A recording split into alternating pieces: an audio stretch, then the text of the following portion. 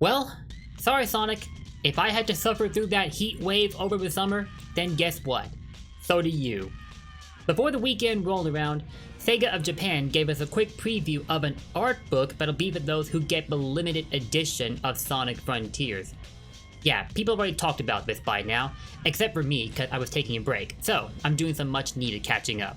It might seem odd to make a video about an art book of all things, I know, but in this case, the reason I'm doing so is because Sega gave us a teaser as to what the third island is going to look like. You first have your standard grassroots island with Kronos Island, then a desert island with Ares Island, and now, we know the third island on the list, a Volcano Island. The name of it was never disclosed, we just know it largely resembles a volcanic region with rivers of lava flowing down the sides of mountains. Recently, the Japanese Sonic official channel posted this video to their YouTube page. It provides a preview of the Frontiers art book, and a quick look at the Coco statue that'll be included with a limited edition. I've gotta have that thing. On opening the art book, you're greeted with the faces of characters that will be featured in the game. There's Sonic himself, along with Tails, Amy, and on the next page you'll see Knuckles, Eggman, the Cocos, and Sage herself. Interested as I am in the mystery surrounding Sage, you know what I'm more interested in?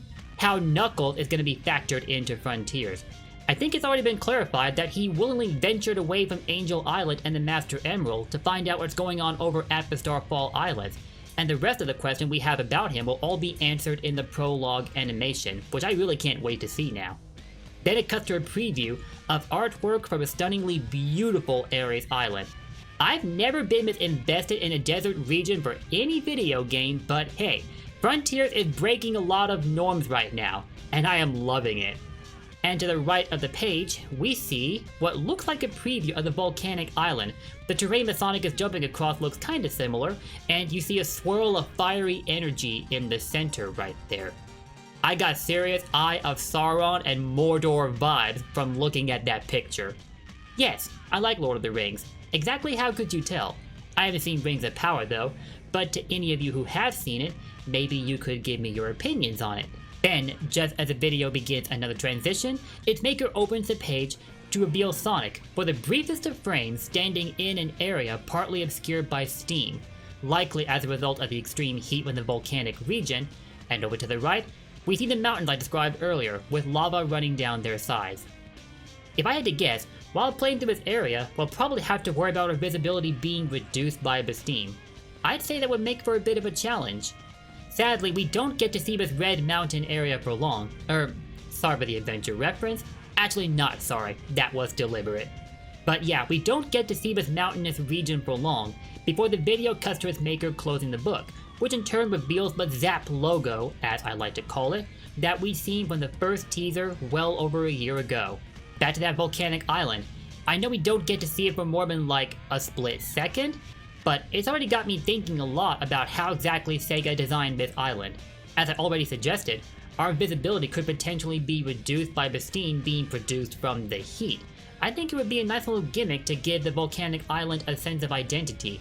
There'll probably be beds of lava we'll have to jump over also, further adding to the hazards. But I mean, it's gonna be a fire-based region, why wouldn't that be something to worry about? Whenever Sonic falls into the ocean bordering Kronos Island, he meets an instant death. I'm pretty sure a similar scenario will unfold if Sonic, for some bizarre reason, decides to go for a lava bath.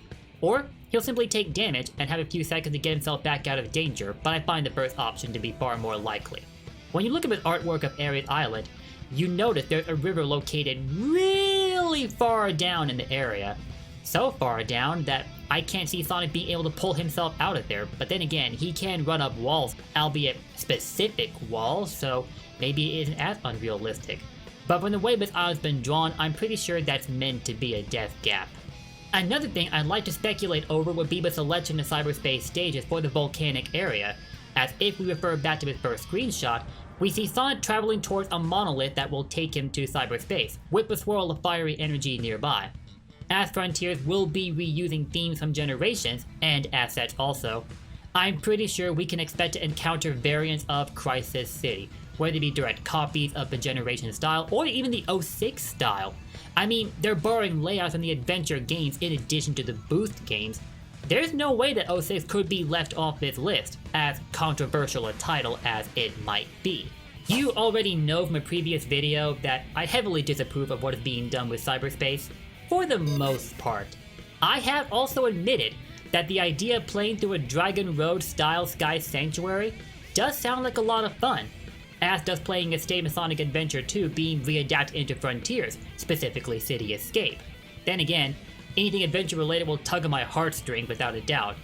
So, the many ideas I have in mind for what could be done with Crisis City and Frontiers, if they pull this off nicely, it may serve to somewhat soften my current viewpoint on Cyberspace, and I'd totally be all for that.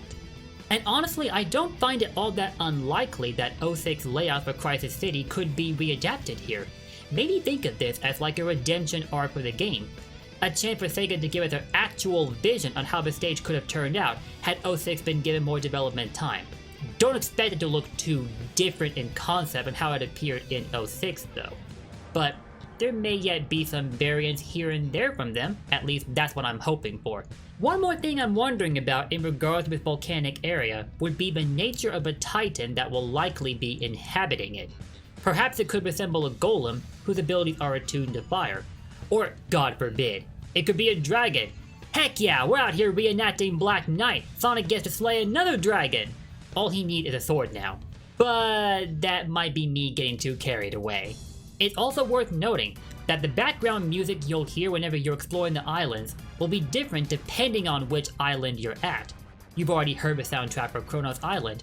I don't think any samples of the Ares Island soundtrack have come up yet, but it does make me wonder what it's gonna sound like for the volcanic area. Like, could you just imagine? I don't think it will retain any of the softer tones we've heard from like Kronos Island, because this is a much more dangerous area. The music could take a much harsher turn here, just think about it. The kind that's gonna keep you on your toes, wary of any signs of danger. This may be hoping for a little bit much, but Tokyo Game Show is happening later this week, and then the week after there's EGX London. Sonic Frontiers will be at both events. Maybe anybody going to either event will get the chance to play through with Volcano Island that's been briefly teased by Sega. But they are also aware that people are able to come away from Gamescom with a lot more footage than was initially intended, as there was a bug with the Frontiers demo that made it so the game did not auto-reset after the timer ran out. When Sega realized this, they banned recordings temporarily to fix this bug. Whether or not it's been completely fixed, well, I don't exactly know. There wasn't that much more of Gamescom left to go through after this discovery. So because of this, they'll probably apply a ban on recording for both Tokyo Game Show and EGX London, or they'll let people record the game, but they won't see anything more than either Kronos Island or Ares Island. They wouldn't want to spoil too much of the game before everybody gets to actually play it. That's my guess anyway. I went back and watched the announcement trailer from the Game Awards, and I realized something. I don't think it ever teased any other features from the other islands. All we saw was Kronos Island. But when the official website for Sonic Frontiers went up after the reveal, it was disclosed that there would be a desert island also. So we knew months in advance that we'd be getting Ares Island, so we never knew the name of it up until Gamescom, obviously. Now we know we're getting a volcano island and a desert island to go along with your standard grassroots island. So what will the last two islands look like? Personally, I'm holding out hope that one of those two will be a winter-based island. It'll have things like, snow and ice, maybe even blizzards. That could add to the challenge. And it will also fill the role of a water-based island nicely because, snow and ice are essentially frozen water. And last but not least, the fifth and final island, where likely the ultimate big bad will be waiting, could possibly be a place rife with thunderstorms, like lightning, thunder, and even extreme wind. I mean, we've already seen rainfall being a thing whenever Sonic was over at Kronos Island, so I don't think that idea is too far out there, but that's just me. What do you guys think the last two islands will look like, and how do you feel about this volcano island that we've just discussed?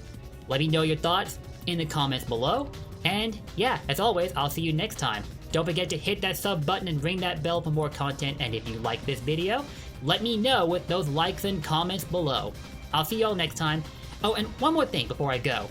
I'm gonna be making a Q&A video on this channel soon, and I am still accepting questions for it. If you happen to have any questions for me, leave them in your comment, and don't forget to include the hashtag BlueBlurForLife, otherwise I will not answer it. Thank you all for watching, and I'll catch you later. Don't forget, Blue Blurs for life. Peace out.